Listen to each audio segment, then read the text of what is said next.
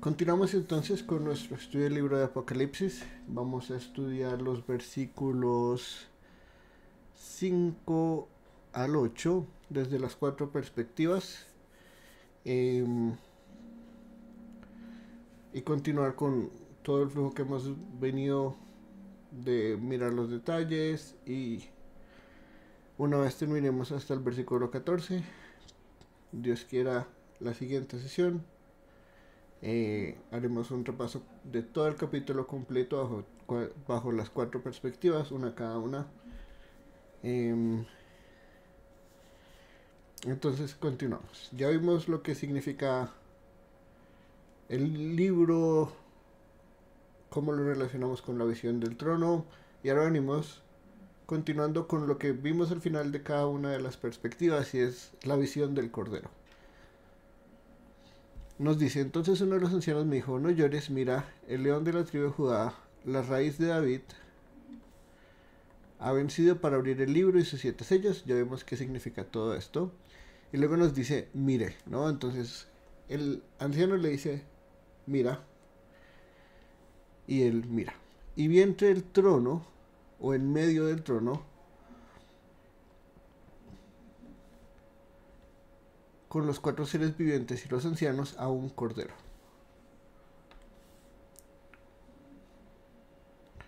De pie como inmolado, que tenía 7 cuernos, 7 ojos, que son los 7 espíritus de Dios enviados por toda la tierra. Él vino y tomó el libro de la mano derecha de aquel que está sentado en el trono. Cuando tomó el libro, los 4 seres vivientes y los 24 ancianos se postraron delante del Cordero. Cada uno tenía una arpa y copas de oro llenas de incienso, que son las oraciones de los santos. Entonces acá tenemos el principio del fin desde la perspectiva futurista.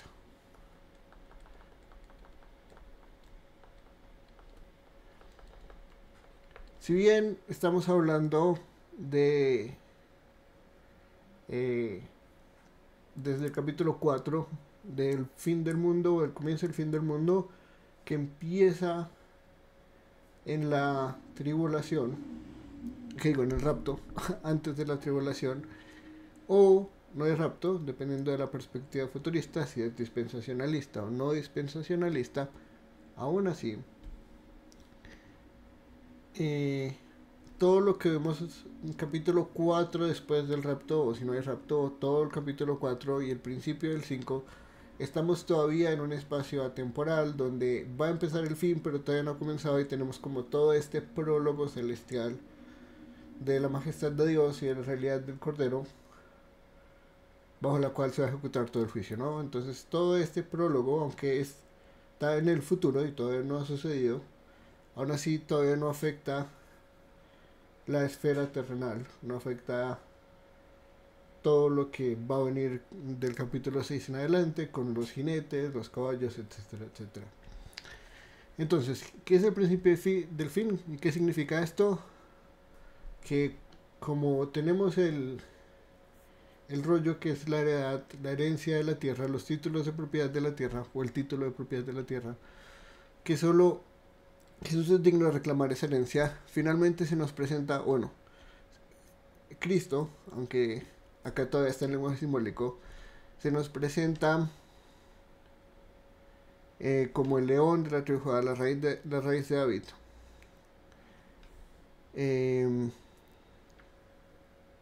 Todavía no vemos a Jesús de forma no simbólica. Todo futurista diría que todo esto es simbólico de alguna forma o de otra. Obviamente esto está haciendo referencia a Isaías 11, a Génesis 49 y Isaías 11. Estos dos pasajes, el león de la tribu de Judá, la raíz de David. Y entonces ahora vamos a ver como esa imagen de no temas, mira. Y nos dice, entre el trono, y es muy interesante. No se elabora mucho en la perspectiva futurista qué significa en medio del trono, porque el trono está en medio de todo, y ahora Jesús aparece, bueno, el Cordero aparece en medio del medio, que es el trono, Y eso tiene una interpretación interesante, especialmente cuando vamos a la idealista.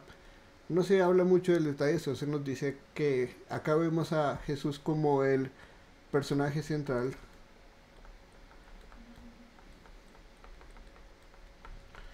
de este momento, ¿sí? Se le da como una prioridad a lo que él va a empezar a ejecutar, ¿no? El gran juicio con su venida. Y se nos muestra como un cordero. Y como hemos visto en la perspectiva futurista, el principio interpretativo se interpreta literalmente hasta que no se pueda, ¿no?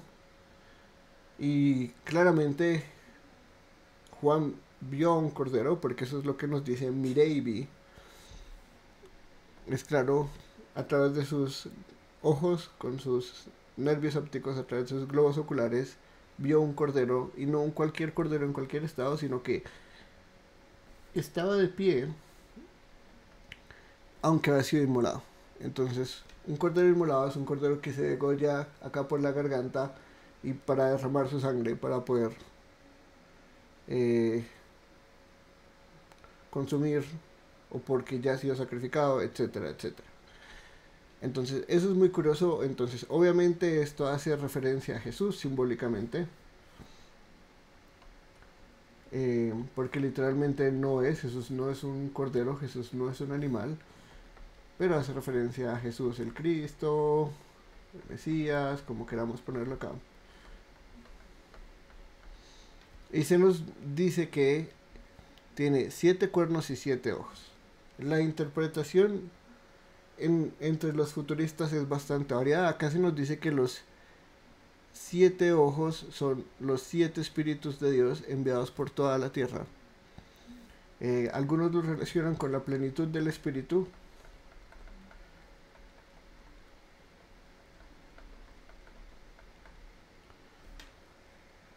Y eso es algo que ya hemos visto también frente al trono o alrededor del trono, ¿no? Está el Espíritu Santo en su plenitud y vemos el trono como el Padre. Entonces acá hay como una relación trinitaria que nos relaciona a este cordero con Dios mismo. Y los 7 cuernos hablan de su grandeza, poder. Y acá estamos hablando de que simbólicamente estamos viendo lo que hemos visto a lo largo de Apocalipsis hasta ahora, y especialmente en el capítulo 1, ¿no? Esta gran revelación del Cristo en Apocalipsis 1, que es más literal, se ve más simbólica en Apocalipsis 5.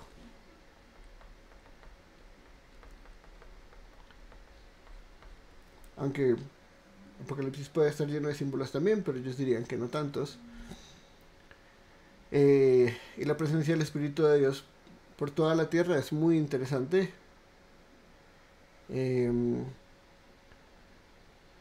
Porque esto es en el futuro, ¿no? Entonces, ¿qué significará eso? Dice, él vino y tomó el libro. Y acá vemos un contraste entre tomarlo, ¿sí? Él mismo lo toma, a que alguien se lo dé. O sea, no es recibido, pero sí es tomado. Con autoridad, dirían los futuristas, con autoridad empieza finalmente, después de que se cumplen los tiempos,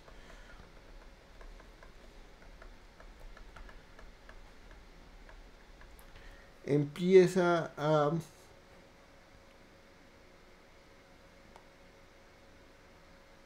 con su autoridad, con su dignidad, con todo lo que ya se ha visto como el verdadero heredero de la tierra, que necesita poder destruir la antigua para traer la nueva, para traer lo que él ha planeado desde el principio, pues tomar el libro, ¿no? Él tiene esa autoridad, él es el verdadero heredero, y de alguna forma tomarlo de la mano derecha, pues en todas las otras perspectivas vamos a ver que simboliza autoridad. Acá podemos pensar lo mismo, ¿no? Él tiene la autoridad de destruir el mundo porque es de él, y de reconstruirlo a su manera porque es de él, y de juzgar a la humanidad porque es de él, y de salvar a quien él quiera, porque todo es de él. Cuando tomó el libro, los 4 seres vivientes y los 24 ancianos se postraron delante del Cordero. Cada uno tenía una arpa y copas de oro, y copas de oro llenas de incienso, que son las oraciones de los santos.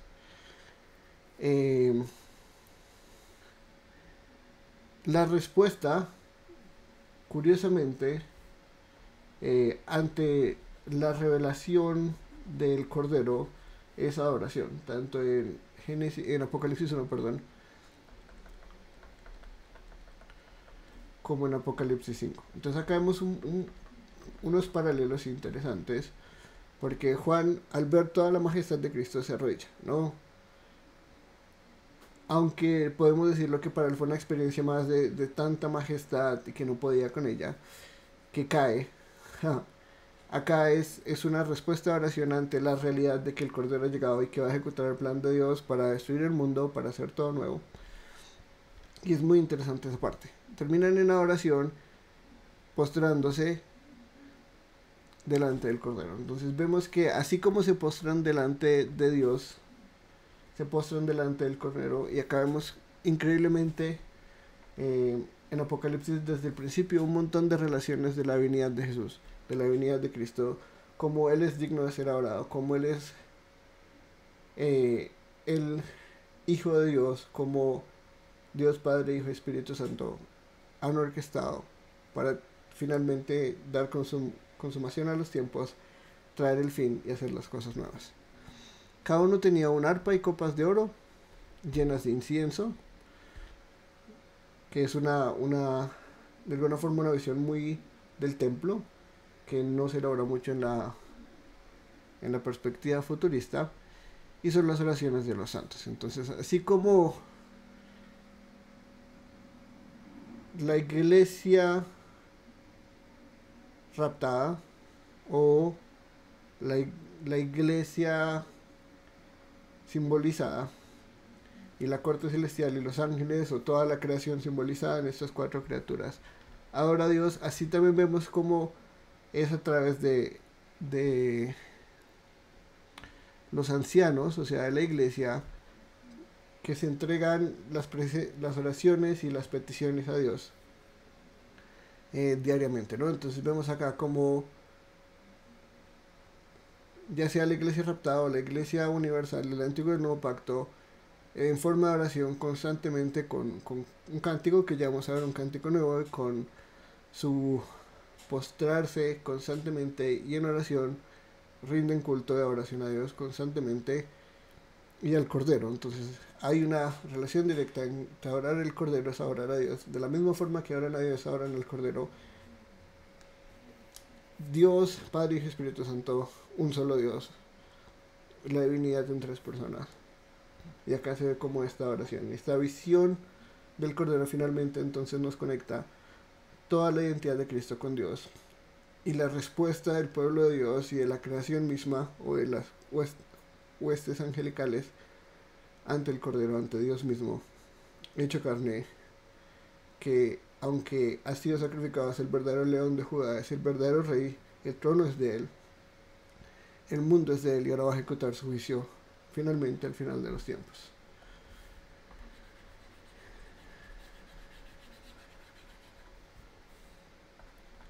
En la perspectiva historicista, interesantemente, entonces tenemos también la visión del Cordero,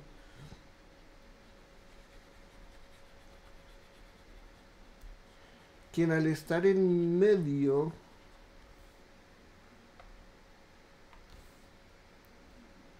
o en medio del trono, es el centro de la historia.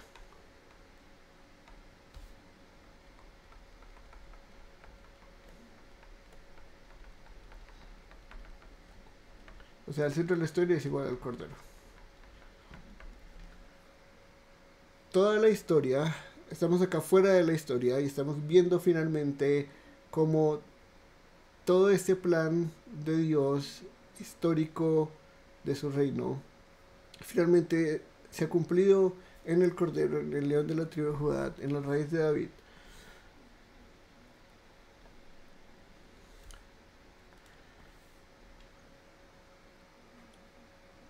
se va a llevar a colación, se va a desarrollar a lo largo de la historia hasta su punto más alto, ya sea una era dorada o ya sea la segunda venida en victoria majestuosa, porque hay esa posibilidad entre los historicistas, pero todos están de acuerdo en que él es el centro de la historia. La historia gira en torno a él. No importa qué tanto la historia secular esté enfocada en simplemente personajes importantes o hechos humanos, la historia redentora, que es realmente la verdadera historia, la historia que Dios ha escrito, la historia que Dios ha declarado y que está desarrollando a lo largo de los tiempos, se centra en el Cordero y es donde toda la atención de todo hombre debe estar. Y el Cordero, a través de la iglesia militante o triunfante, como queramos llamarla,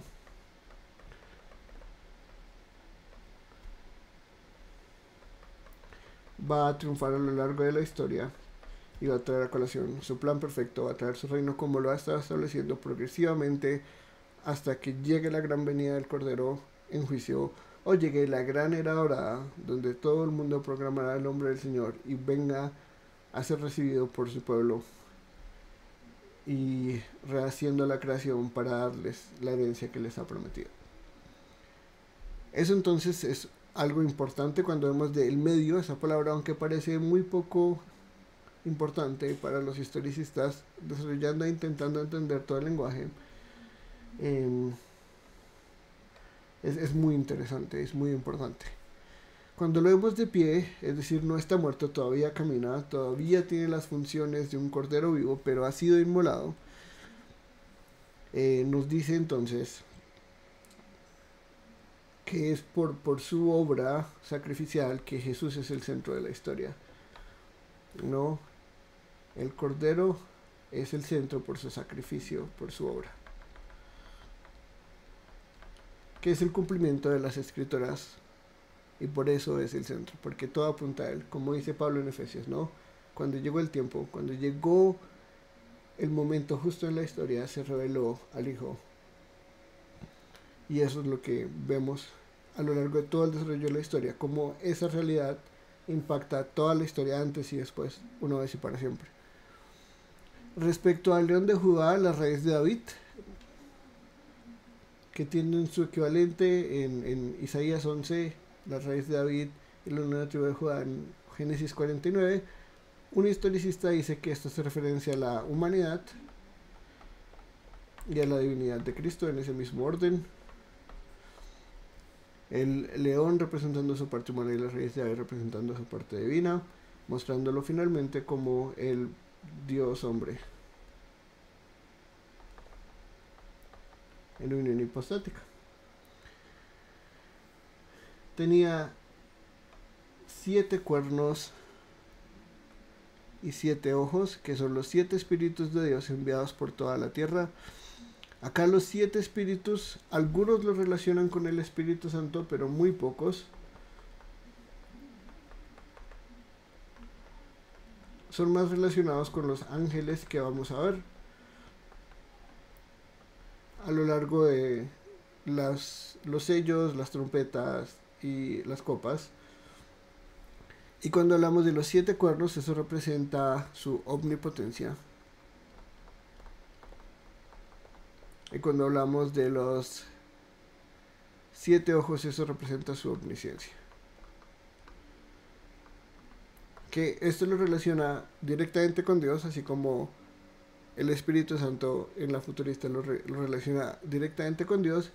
Y esto lo sacan de 2 pasajes importantes. El primero siendo Daniel 7, donde cuando vemos las bestias se nos habla de una bestia que tiene cuernos, ¿no? Y estos cuernos representan poder, dominio.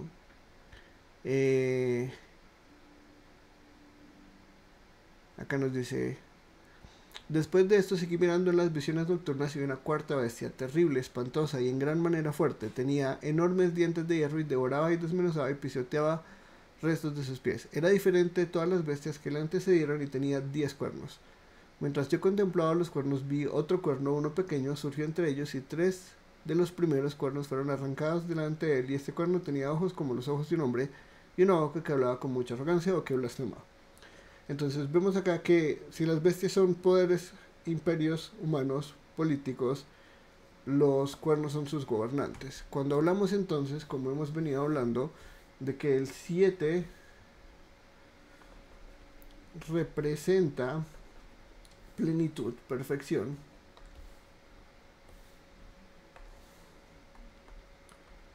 plenitud, y que los cuernos representan poder, entonces la plenitud del poder es la omnipotencia del Cordero para poder ejecutar su plan a lo largo de la historia. Y cuando vamos entonces a Zacarías 4:10, se nos habla también de los ojos. Nos dice: pues quien ha despreciado el día de las pequeñeces, estos 7 se alegrarán cuando vean la plomada en la mano de Zorobabel.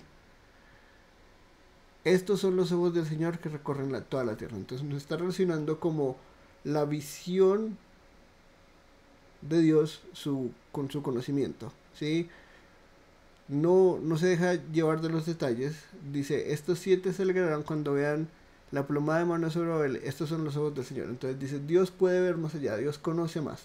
No, esta hace referencia entonces al conocimiento de Dios, o a conocimiento en general, como esta gran visión, estos ojos que todo lo ven. Y si hacemos relación de 7 con el poder y 7 con el conocimiento, pues llegamos a la omnipotencia y la omnisciencia de Dios. Él conoce todo. El Cordero, igual que Dios, tiene sus mismos atributos que llamarían incomunicables, ¿sí? Esos 7 cuernos y 7 ojos son atributos que solo le pertenecen a Dios. Ningún otro ser creado le pertenece a esto. Entonces podemos definitivamente relacionar el Cordero con Dios. Y los 7 espíritus que vienen de su omnipotencia y de su omnisciencia son los ángeles, que van a empezar a abrir los sellos, tocar las trompetas y derramar las copas, que representan el plan histórico de Dios para completar su reino que ha cumplido en su Hijo y que está desarrollando a lo largo de la historia. Él vino y tomó el libro entonces de la mano derecha, representando la autoridad. Entonces tenemos omnipotencia, omnisciencia, y tenemos una característica interesante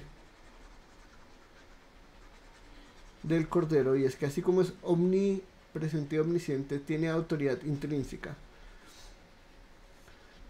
Toda autoridad en el mundo es delegada. El único ser que por naturaleza tiene autoridad es Dios. Entonces tenemos la omnipresencia, la omnipotencia,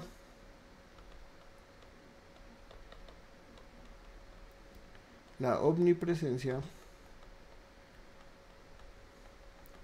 y la autoridad como atributos divinos que se le atribuyen al Cordero, valga la redundancia.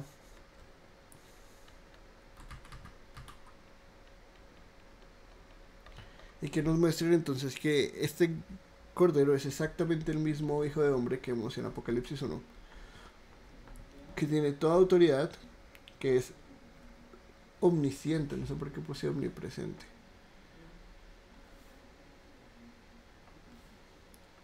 Omnisciencia. Es omnisciente, es omnipotente y por lo tanto tiene toda la autoridad, igual que Dios, para poder ejecutar este gran plan histórico. Cuando tomo el libro, entonces, en respuesta a esta gran realidad de este gran Cordero, concluimos entonces que la respuesta apropiada es adoración.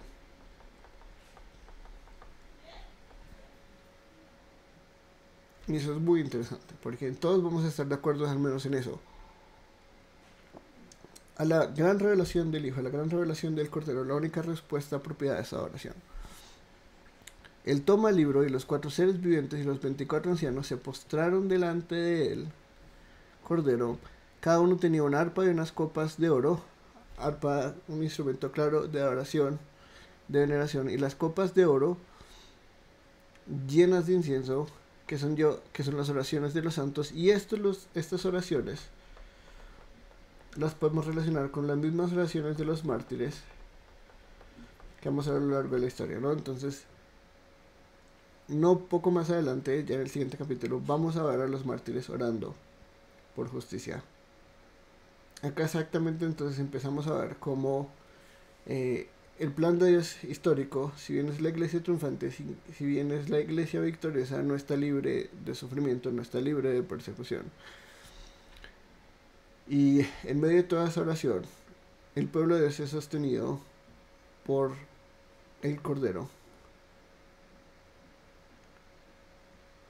Y es en su presencia, en adoración, en sumisión ante su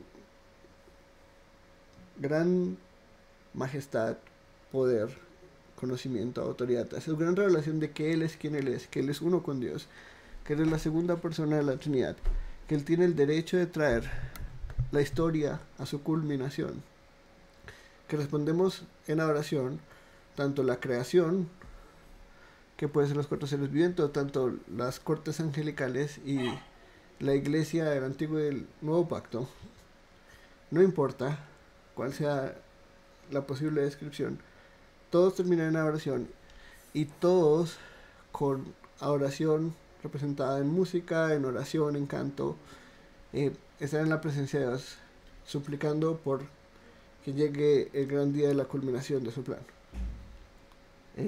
Y eso es muy, muy, muy, muy, muy interesante. De la historicista entonces pasamos rápidamente a la idealista,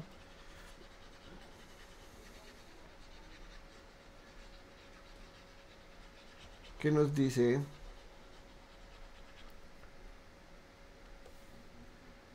el Cordero es el gran rey de su pueblo, ¿no?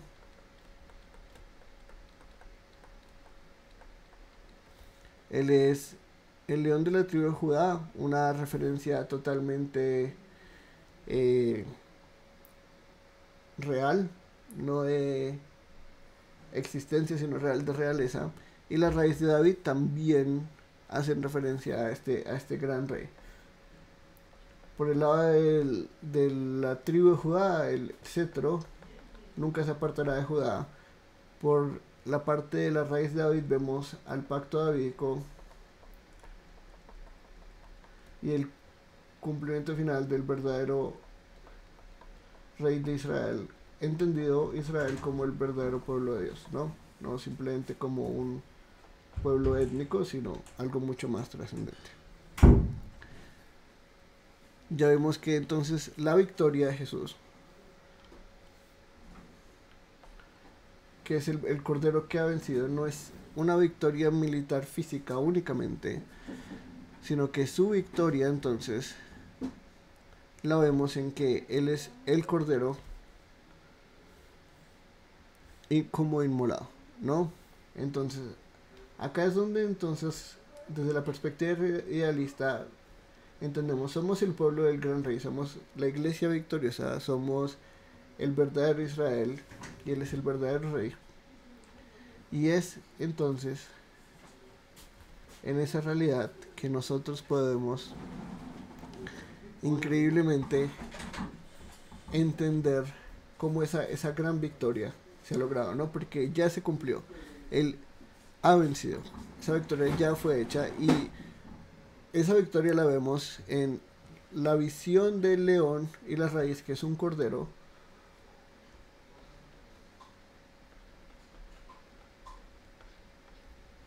lo que no se parece a un león y no se parece a una raíz tampoco, porque todo esto es simbólico. Ya vemos que esto es Génesis 49, ya vemos que esto es Isaías 11 y que estamos relacionando el cordero con el león y la raíz y que estamos relacionando la victoria con su obra, ¿no? Finalmente entonces la victoria del cordero es su obra. ¿Su obra en dónde? En su sacrificio, su resurrección, su ascensión. Y todo esto entonces nos muestra como toda la obra de Dios en Jesús, como el centro, no solo de la historia, sino como el centro mismo de la existencia. Vientre del trono quiere decir que si Dios y la visión del trono nos muestran la centralidad de Dios como el centro de la esencia, la fuente de todo, al que todos necesitan, Jesús, el Cordero, en esta visión nos da exactamente esta misma realidad, ¿sí? Así como aquel que está sentado en el trono es preeminente sobre todo, este ser también, el Cordero, que a través de su obra, de su sacrificio, de su ser inmolado, ahora tiene este lugar central en toda la existencia, no porque antes no lo tuviera, sino por su obra, para su pueblo, ¿sí? Rodeado por su pueblo, rodeado por la creación misma, o por los ángeles, que son también su creación, creación espiritual y creación material. Es el protagonista principal de la historia redentora, universal, y al mismo tiempo el centro de la creación misma, tanto la antigua como la nueva, que es su segunda obra, ¿sí? Si su primera gran obra es la primera creación, su segunda obra es la nueva creación hecha posible únicamente por la obra sacrificial del Cordero. Y aquí es donde entonces toda la historia se conecta.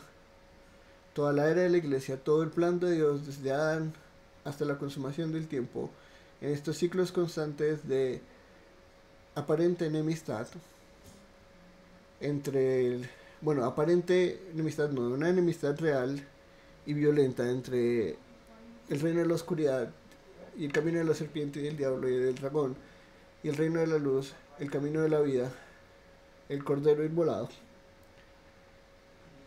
Esta enemistad constante ha sido vencida porque el cordero triunfó, porque él ya, al ser inmolado, ha triunfado, y que esté de pie significa que ha resucitado, que vive, y que ya Satanás fue vencido. Y lo que vemos entonces en estos constantes ciclos a lo largo de la historia, mientras llega la segunda venida inmediata, inminente, en cualquier momento de la historia,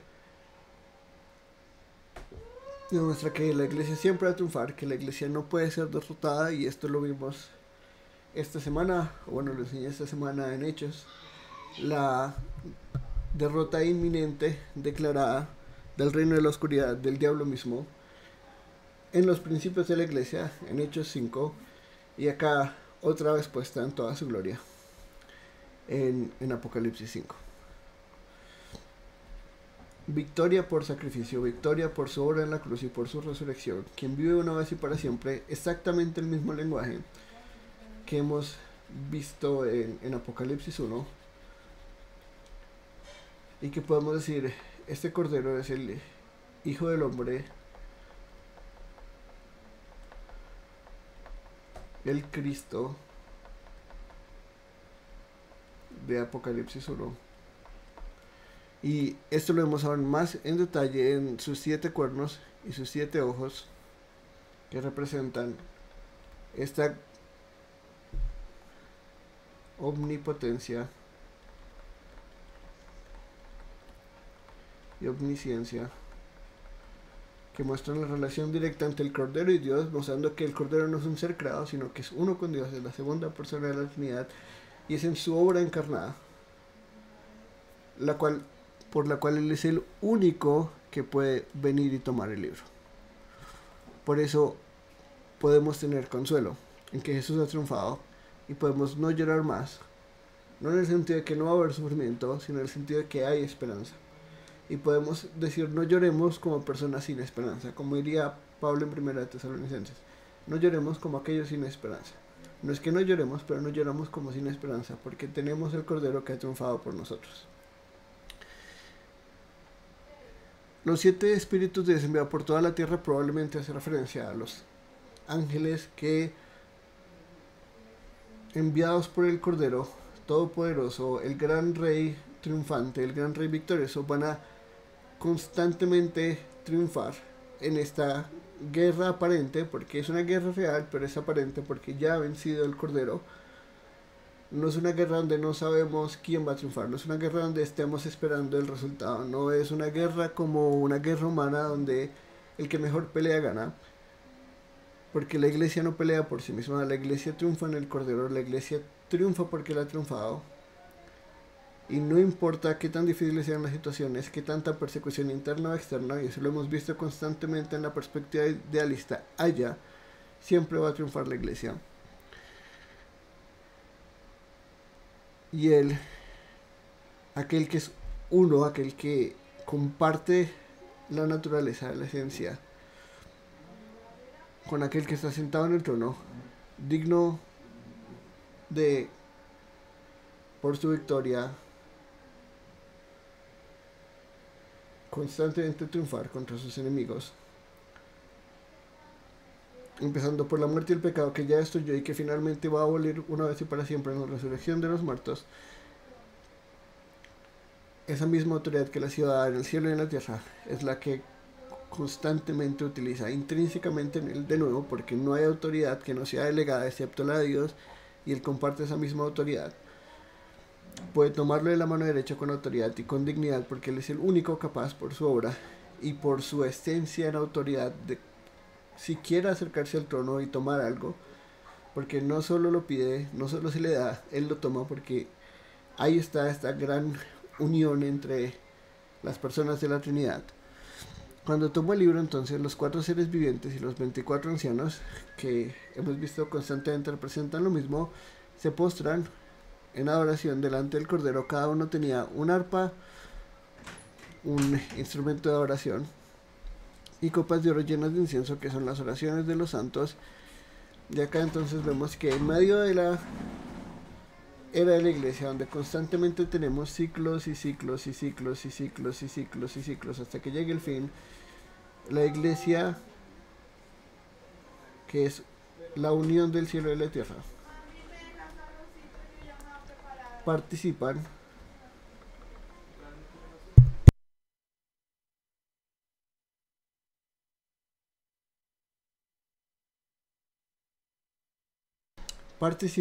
entonces de la oración, yo diría oración celestial, ¿no?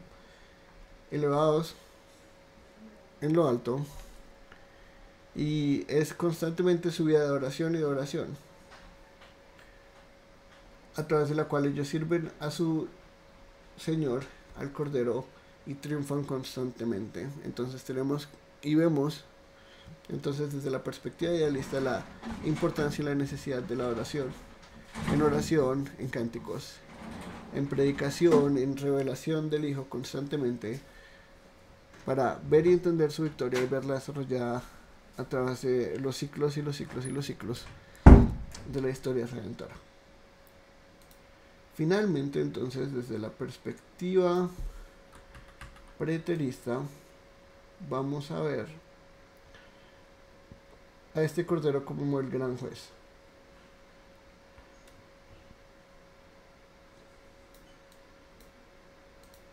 Y acá movemos la cámara para que puedan ver lo que escribo. Listo.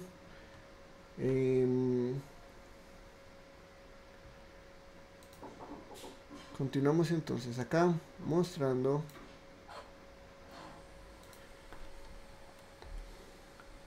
al Cordero como el Cristo victorioso,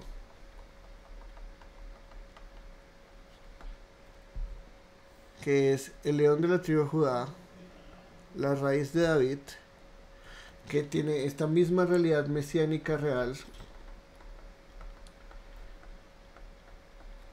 Génesis 49,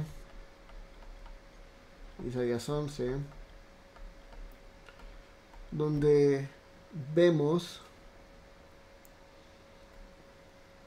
la promesa de un centro que nunca se apartará de la casa de Judá, la raíz de David siendo el cumplimiento del pacto davídico, la realidad de que va a haber un verdadero David, que después de que David muere, incluso él en sus mismos salmos entiende: el Señor le dijo a mi Señor, siéntate a mi diestra, no dejarás que tu santo vea corrupción. Todos estos salmos que hablan de él, pero al mismo tiempo hablan de un verdadero David que él entiende tipológicamente.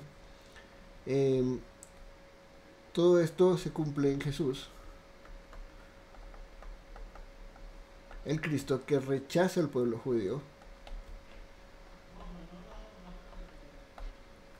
y que rechaza al sacrificarlo, ¿no? Entonces, aunque su victoria es sacrificial porque ha sido inmolado, es rechazado por el pueblo judío, es rechazado por las autoridades judías y es rechazado incluso después de su resurrección y de derramar el Espíritu sobre su pueblo y de que ellos prediquen constantemente su mensaje, sigue siendo rechazado.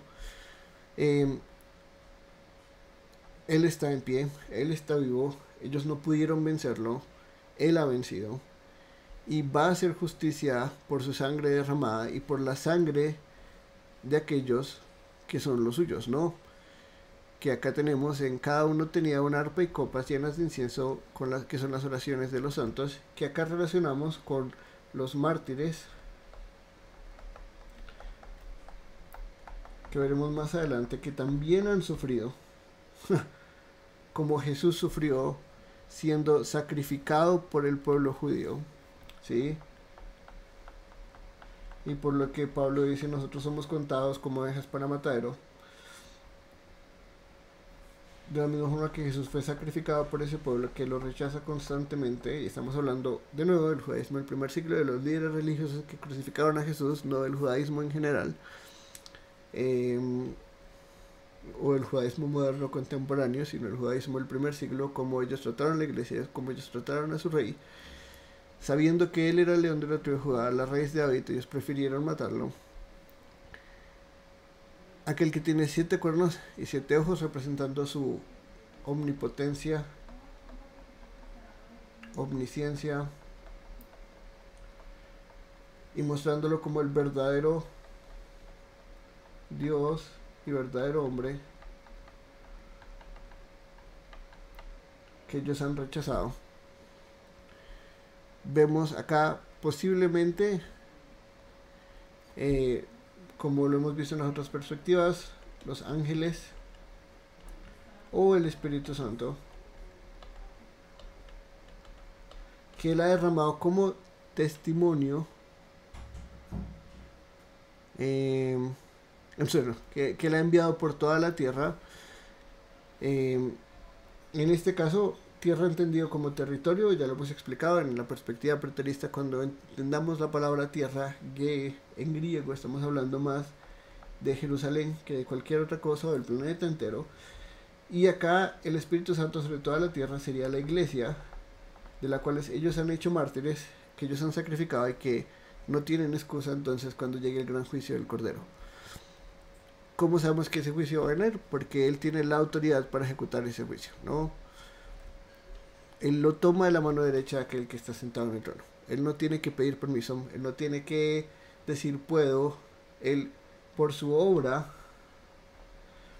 ya sea para inaugurar el nuevo pacto, ya sea para cumplir la maldición deuteronómica, ya sea para revelar y mostrar el juicio secreto sobre Jerusalén, o ya sea para mostrar los hechos futuros que tienen que ver con la historia y la destrucción de Jerusalén, ya sea para poder ejecutar el divorcio, cualquiera de las cosas que significa el rollo bajo la perspectiva preterista, él tiene la autoridad de empezar a asumir ese juicio, porque él ha vencido en su obra y en su resurrección, ¿no? Entonces, no solo la cruz, que es importante, fue inmolada, pero está de pie porque está resucitado. Él es quien dijo ser el que tiene 7 cuernos y el que tiene 7 ojos. Él es omnipotente, omnisciente, el que se reveló a los hombres en Jerusalén, en Judea, en Galilea, en Samaria, como el Mesías, Dios encarnado, hecho hombre, del cual todos debían creer si querían sobrevivir el juicio, y al cual el pueblo rechazó y por tanto merecen el juicio que les viene. Eso es entonces lo que significa la visión del Cordero, que en todos nos muestra esta gran visión del Mesías. Esta gran visión del Mesías que hemos visto en Apocalipsis 1, que vemos acá más simbólicamente, pero aún así empapado del Antiguo Testamento, respecto a la identidad de Jesús y cómo esa identidad se relaciona con su juicio, con su victoria constante a lo largo de la iglesia, con su autoridad para desarrollar su plan histórico o con su autoridad para destruir la tierra para traer el fin del mundo, sea cual sea. Igual en el templo celestial, donde la iglesia se eleva acá en la perspectiva preterista, Vemos la importancia de las oraciones de los mártires que piden esta justicia constantemente, a los que se les va a decir muy pronto, ya casi llega el tiempo, esperen un poquito más. Pero participamos constantemente, incluso en medio de esta persecución judía, incluso en medio de este rechazo, en el templo celestial, del cual la iglesia participa, porque Él ha triunfado y por su victoria también tenemos adoración, tenemos acceso a la presencia de Dios para adorar. Pues al ver esta realidad de que Él triunfó, de que Él tiene la autoridad, de que Él va a ejecutar su juicio, la respuesta del mundo entero, terrenal y celestial, es adorar a aquel que es digno de ejecutar el juicio sobre la Jerusalén terrenal, que ha dejado los caminos, que ha matado al rey y no ha podido vencerlo, que Él ha vencido y que ahora quieren acabar con su pueblo, y que aún así Él triunfará sobre ellos, ejecutando el juicio que ellos merecen. Y terminamos concluyendo entonces que en la gran visión del Cordero, todos, no importa lo que creamos respecto a los detalles de